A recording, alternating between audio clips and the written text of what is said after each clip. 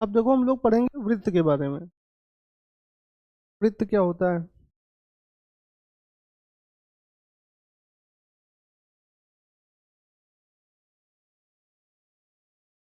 ये है वृत्त।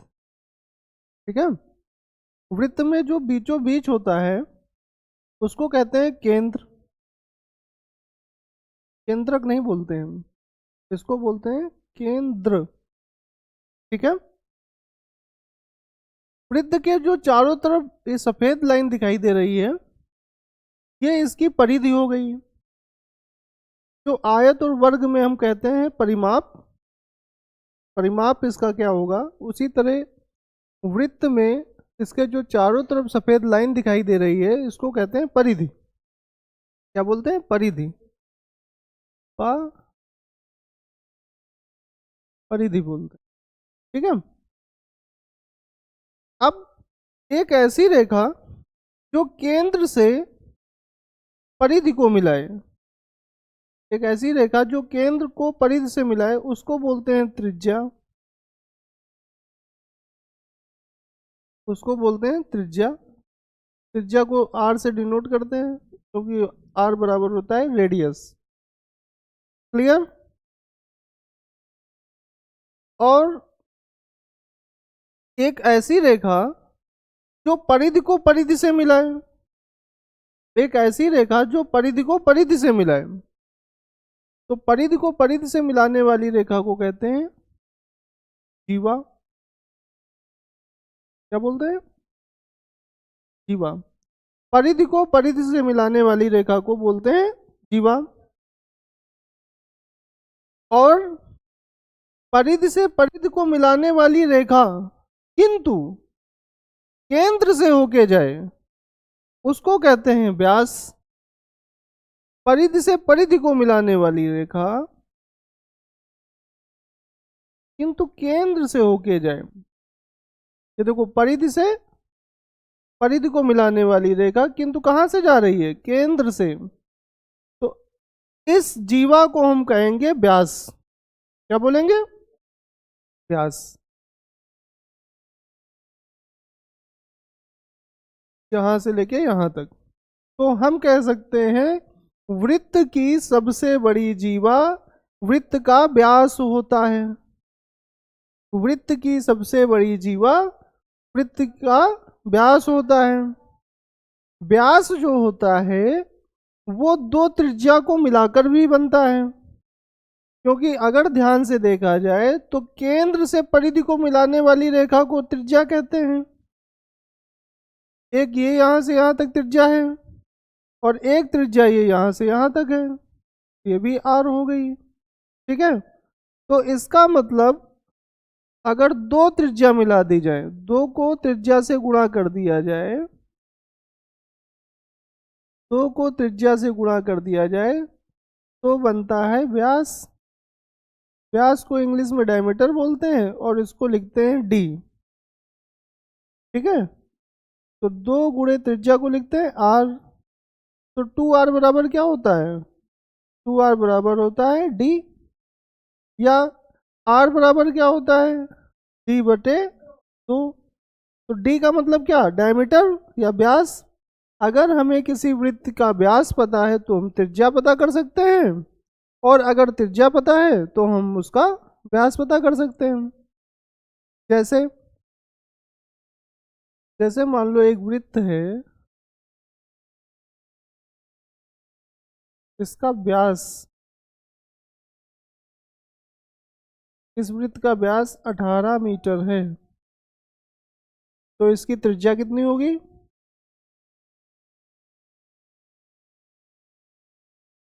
हाँ, इसकी त्रिज्या होगी 9 मीटर। क्योंकि व्यास का मतलब क्या हुआ? परिधि से परिधि को मिलाने वाली रेखा किंतु केंद्र से होके जाए उसको कहते हैं व्यास। और व्यास में दो त्रिज्याओं के बराबर शक्ति होती है। क्या कह सकते हैं? दो त्रिज्या मिलकर व्यास बनता है। तो व्यास, दो त्रिज्या मिलके यहां से लेके यहां तक 18 मीटर है, तो मतलब परिधि से लेके केंद्र तक तो ये 9 मीटर हुआ ना। 9 मीटर इतना हुआ और उसके बाद 9 मीटर ये वाला हुआ। तो इसकी त्रिज्या कितनी हुई, 9 मीटर। वैसे भी तो आर बराबर क्या होता है, डी। तो 2 बराबर डी का मतलब कितना दिए, 18 मीटर। आर बराबर क्या हो जाएगा, 18/2 बराबर 9 मीटर। तो हमें पता चल गया इसका व्यास, सॉरी त्रिज्या इसकी पता चल गई हमें। अब इसी तरह अगर हमें त्रिज्या पता हो, एक वृत्त है जिसका केंद्र क्या है, ओ, और इसकी त्रिज्या 5 मीटर हो, तो व्यास बताओ। 10 मीटर हो जाएगा। व्यास कितना हो जाएगा, 10 मीटर, क्योंकि दो त्रिज्या मिला के बनता है व्यास। त्रिज्या कहाँ से कहाँ तक होगी, ये यहाँ से यहाँ तक, केंद्र से लेके परिधि तक ये 5 मीटर, और तो केंद्र से लेके परिधि तक इधर भी तो होगी ये 5 मीटर। तो कुल मिला के जो परिधि से परिधि को मिलाए किंतु केंद्र से होके जाए उसको कहते हैं व्यास, तो वो हो जाएगा 10 मीटर। 5 5 10 मीटर हो जाएगा व्यास। ठीक है, आगे देखो।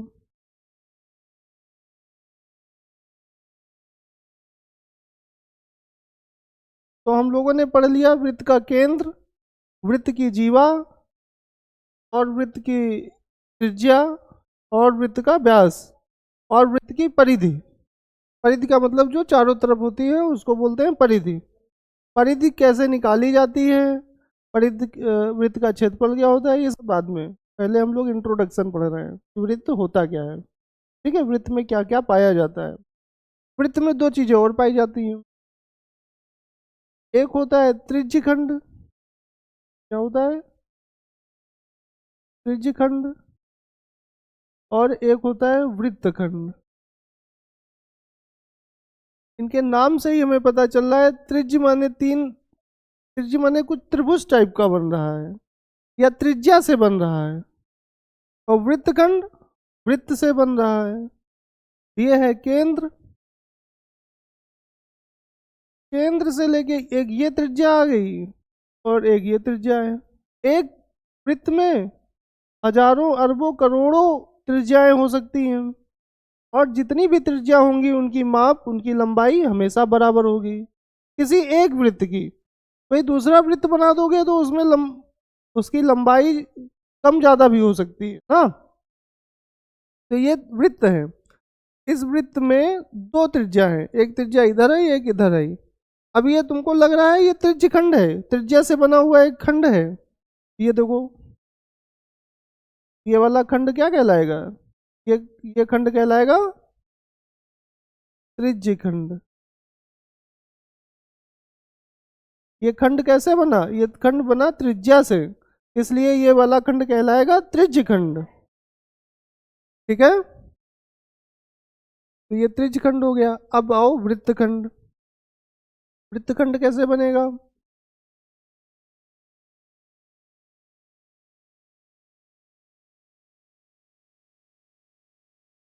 ये है केंद्र O और एक जीवा खींच दी जाए, इस जीवा का नाम हम रख देते हैं AB। तो ये देखो, अब इसमें ये वाला जो हिस्सा है, ध्यान से देखना, ये वाला हिस्सा, ये वाला हिस्सा जो है वृत्त की तरह है, कुछ कुछ ऐसे गोल गया है, तो ये हो गया वृत्तखंड।